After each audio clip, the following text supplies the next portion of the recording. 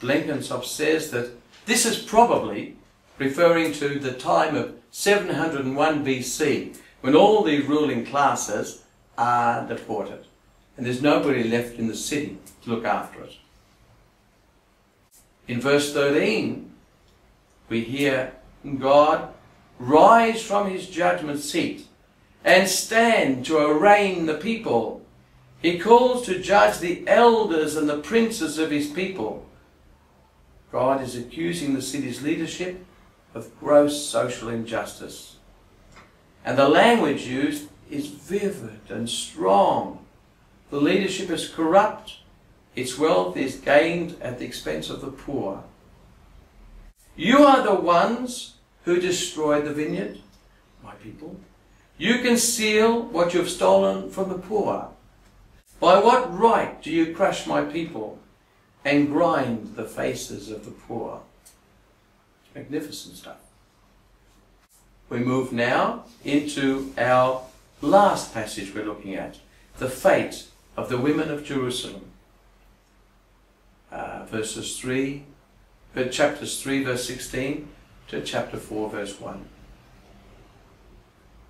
Well, this is quite an attack on the luxury and ostentatiousness of the wealthy women of Jerusalem. And we find a similar attack in Amos chapter 4, where the women are called, "You cows of Bashan." They are oblivious to the fact that their lifestyles and their finery are theirs because the system that they live in robs the poor. They're living on the takings that they have from the poor.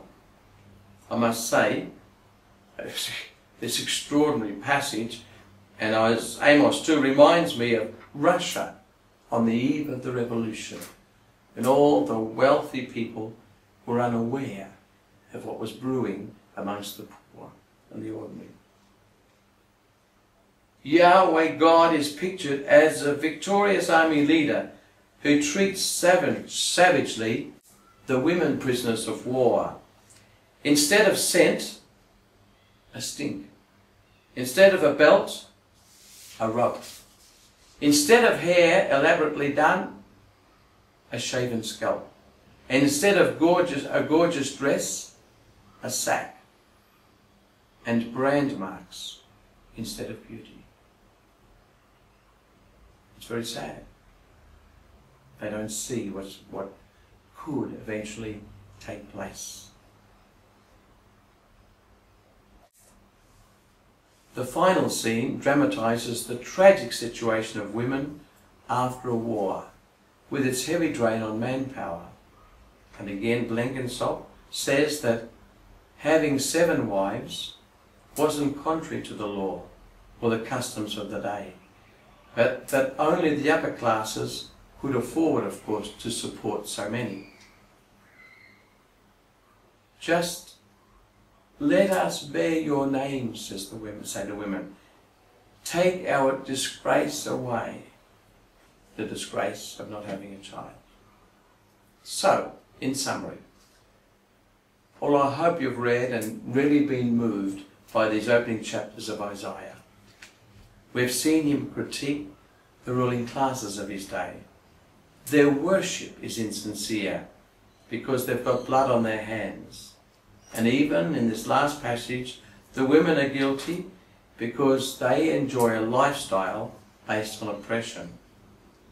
The day of Yahweh, the day of judgment, will come, and the city will be purified of this social injustice. Justice will return. And then Zion, the city, will become the city, the center of the world, and all peoples will learn to follow God. And then there will be peace, lasting peace upon the earth. And all this, of course, we see in those first 4 chapters of Isaiah.